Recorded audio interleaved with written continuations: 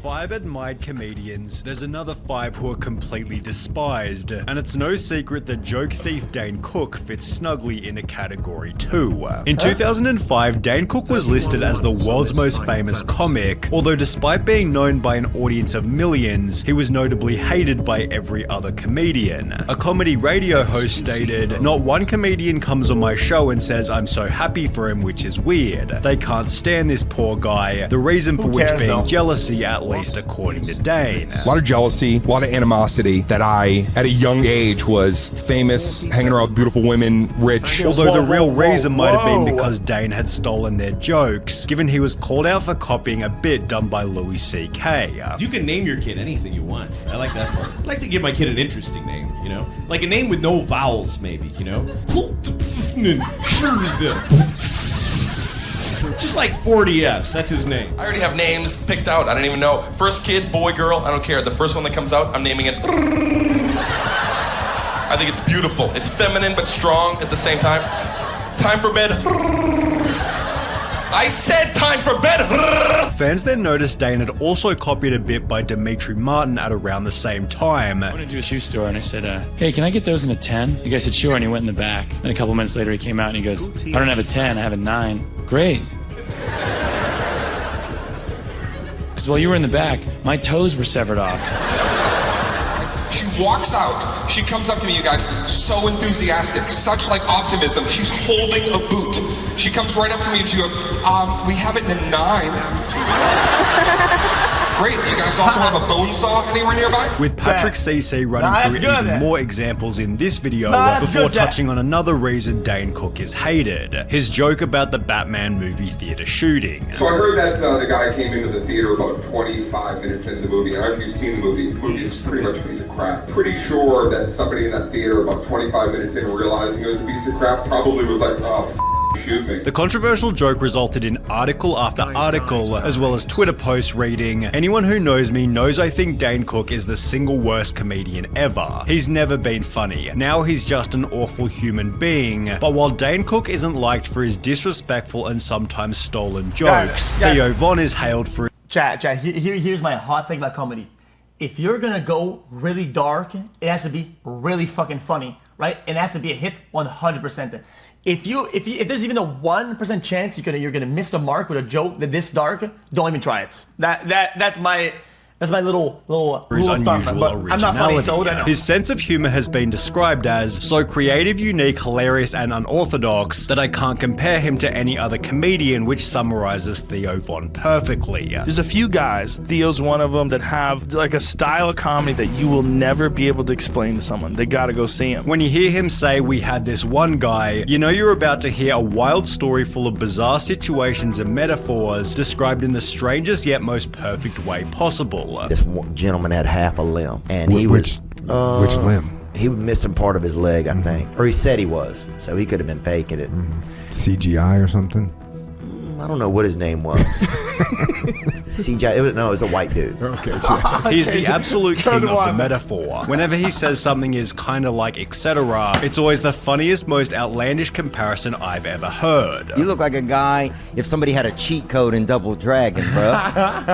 And they got to use an ultimate character, man. Yeah, Dan Tony. Amen, dude. There are multiple compilations dedicated to Theo Von's absolutely wild sayings, although at the same time he's able to show his softer, more vulnerable side in moments where it's appropriate. Theo's podcast this past weekend has risen to become the 7th most popular podcast on Spotify, while Brendan Schaub's bad reputation has caused his podcast to trend in the opposite direction. Who the fuck is this guy? Brendan had previously been a UFC fighter. However, after a string of losses, he was convinced by Joe Rogan and Brian Callen to retire and instead pursue comedy. You have a future in other things and you're really good at. Like, you're really funny. You say funny shit, man. Yeah, you do. You have a ridiculous talent for that. Although with comments on Brendan's stand-up like, "This is the best example of normal people thinking they're funny because they make their friends laugh," his sets aren't exactly the greatest. His first stand-up special, titled You'd Be Surprised, received an IMDb rating of 1.4.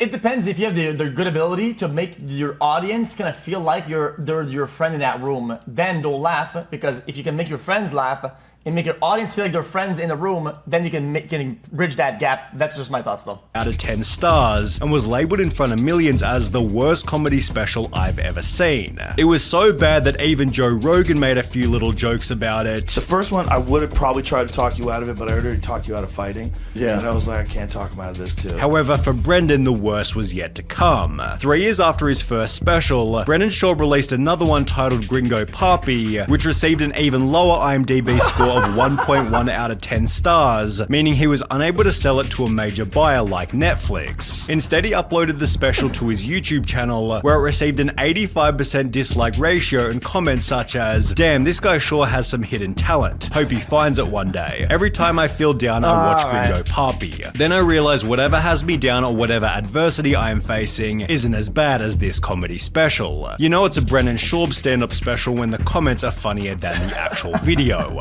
With the stand-up again being labeled as the worst comedy special of all time, it seems Brendan's main problem is that he isn't very skilled, and the audience has therefore been gravitating towards Shane Gillis. He got his big break in 2019 after being cast on Saturday Night Live, which he was then fired from immediately after the media dug up controversial comments made on his podcast. And then I got canceled immediately. You got canceled on the way. They literally were like, how about this guy? And everyone was like, no. Shane responded by writing, "I'm a comedian who pushes boundaries. Sometimes I miss. If you go through my 10 years of comedy, most of it bad, you're going to find a lot of bad misses. But while this made him unsuitable for SNL, this was ironically exactly what the wider comedy audience wanted. No wonder SNL fired him. He's actually funny." This, in combination with the mountains of press from the incident, took Shane's popularity to a whole new level. The months after SNL, our listenership probably quadrupled. Because then people heard about it and watched it. So it's helped the podcast. Like, this is actually funny. So it's helped the podcast. Tremendous. Only made crazier when he'd post his live set in Austin, which gained over 20 million views by touching on funny political topics, although in a good way where it felt like he didn't have an agenda. And I don't want to be on the other side of it, where it's like, I'm a free speech guy. It's like, dude, I don't want to be involved in any of this. I just want to do comedy. Shane's great attitude and likable personality has made him the most subscribed person on Patreon with around 75,000. Chat, that's really tough to do that, in my opinion, because otherwise people feel like you're pandering. Chat, when people feel like you're pandering,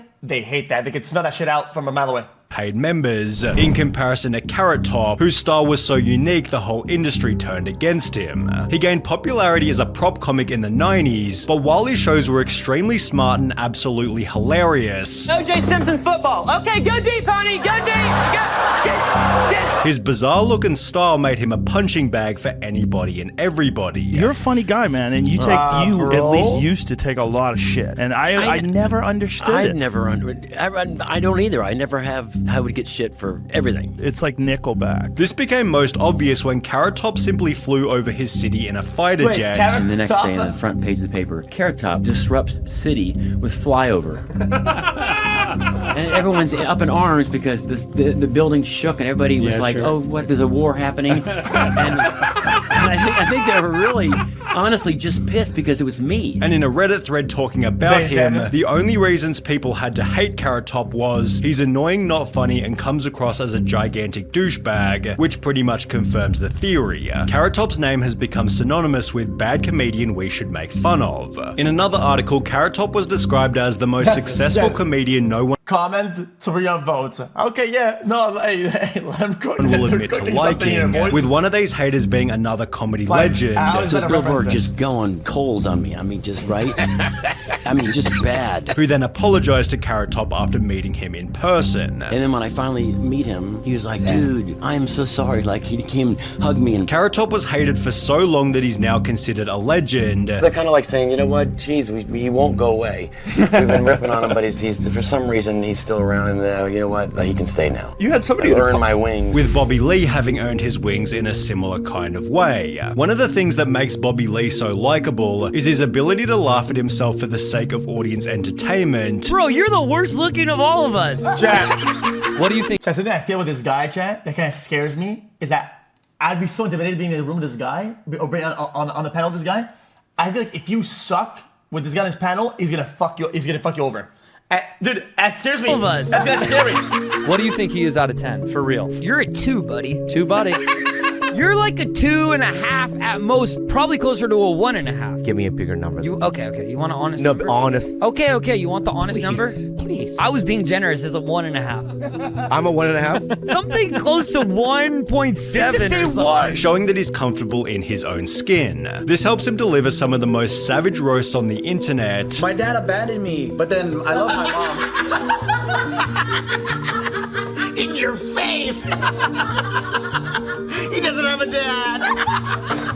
Although just like Theo Von, his fans also have a lot of respect for how open he is with his addiction issues and sobriety. Right before I was gonna get on the plane, I looked at my girlfriend and said, I'm gonna relapse. When it comes to Bobby Lee's stand-up, a Reddit user wrote, I've seen him do the same set at the Comedy Store like 3 or 4 times, and I nearly cried laughing each time, while another person called it the hardest I've laughed at a comedy show of a decent slate of shows. It seems Bobby Lee finds love from the audience regardless of what he's doing, while the audience has recently been finding many reasons to hate Tom Segura. At the start of his career, Tom Segura was one of the more humble comedians. However, after losing over 50 pounds and building a net worth of 12 million, his ego became incredibly obvious. He'd begin to joke about the general population by calling them poors. So I've received a remarkable number of messages, countless poor people, about the use of a washcloth in the shower. And, you know, it's kind of well known. However, it quickly became obvious that he wasn't really joking. Every time we talk about like a watch or a car, I'll get a bunch of messages from losers that try to tell me that I'm making them feel bad about their situation. I'm struggling with rent this month. Figure it the f*** out. In October 2023, Tom tweeted about being inconvenienced by American Airlines, and after being called entitled by his fans, Tom responded by stating all the poors and losers have the same response. Oh, you were inconvenienced, well you should accept it. That's what me and my dumb poor family have done for generations. This is why you're poor. In his next tweet, he'd respond to a fan by simply writing, whoa, guys. Hey, hold on. Hey, hold the fuck on. Yo, chat, come on. You can't do this to me, chat. Guys, you can't do this to me. It's not like that. I never do this, chat. Guys, stop. Okay, man. Poor, while a third tweet read, the lowest level poors get upset, as they've been trained to do when you point out they're happy to do what I'm told. Guys, when do I say, oh, chat, hey, figure it out, the poors? Chat, when have you guys ever heard me say the poors? Oh, guys, people can't afford food. Wait a minute, you mean the poors? Wait, hold on, chat, no, hold on. No, you mean people with low income that are struggling? Oh, the poors is what you're saying. Guys, I never say this. I never say this. I never say this. What the heck? Old servant mentality. They don't value time because their time is worthless. Guys, I know this sounds really fucking dumb, chat. Guys, I haven't had a kiss in a long time. And chat, put on chapstick. Guys, this is depressing, chat. It makes me feel kissed, man. Making my meals makes me feel happy.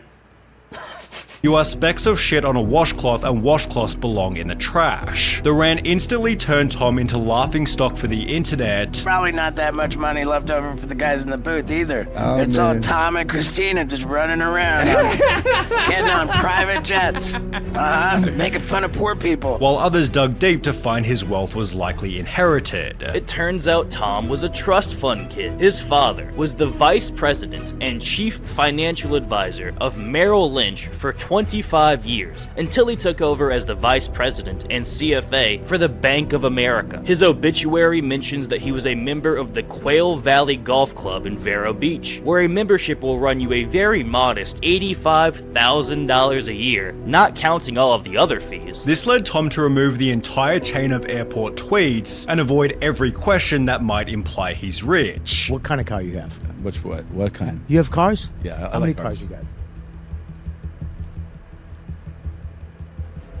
You alright? Yeah.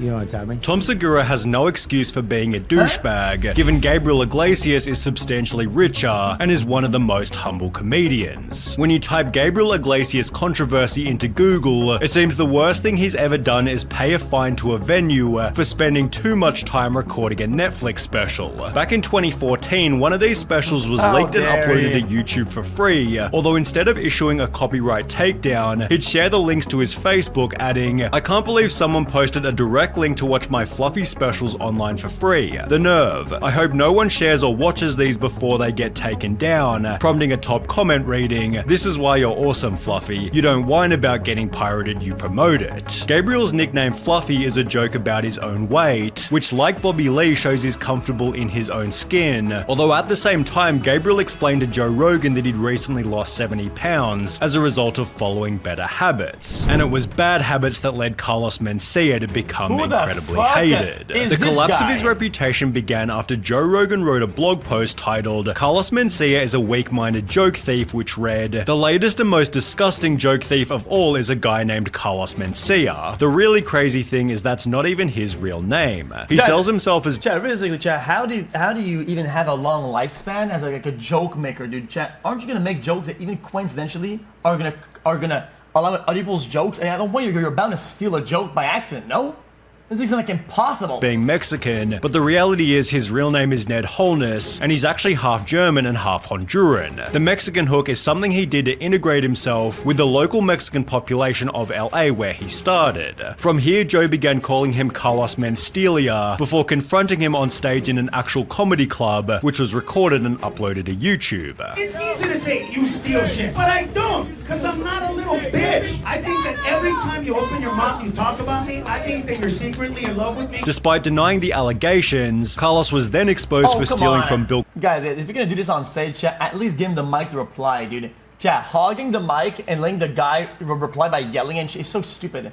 Yo, if you're gonna do this shit, you have to give him the mic. You have to. Secretly in love with me? Despite denying the allegations, Carlos was then exposed for stealing from Bill Cosby and Ari Shaffir, after which Carlos made the crazy decision to own the fact that he stole all his jokes. His attitude was this, like, yeah, I steal. If I'm in the back of the room, you better watch your material because I'll take it, remix it, and make it a hit. From here, almost every comedian destroyed Carlos Mencia. A lot of your material, I'm not saying all of it, but a lot of your material was too similar to Paul Mooney or Bill Hicks. And he went from performing in stadiums to small clubs. There's a heavy price to pay for cutting corners in comedy, whereas Chris Rock discovered there's much to gain in the power of a single slap. Chris Rock has been admired and respected since the mid-1980s, although it seems being slapped by Will Smith made him even more loved. Ironically, the Will Smith slap made Chris a beloved winner. Will Smith accomplished the impossible with one targeted slap. Now everybody loves Chris. This was reinforced when Dave Chappelle was attacked on stage, after which Chris Rock jumped on the mic to ask, Was that Will Smith? Chris Rock just proved that if someone does you wrong in life, just wait, and the perfect moment will present itself. Proud of Chris Rock. He didn't let the Will Smith incident take him to a place of bitterness and anger, but stays humble and even makes a joke out of such a difficult spot to be in. There could not have a more perfect moment to drop that line, and the fact that Chris Rock wasn't really talking about the altercation before leading up to this just adds to the perfection of his delivery, and when Chris Rock did address the controversy in his special, he reinforced a winner's mindset. But I'm not a victim, baby. You will never see me on Oprah or Gail.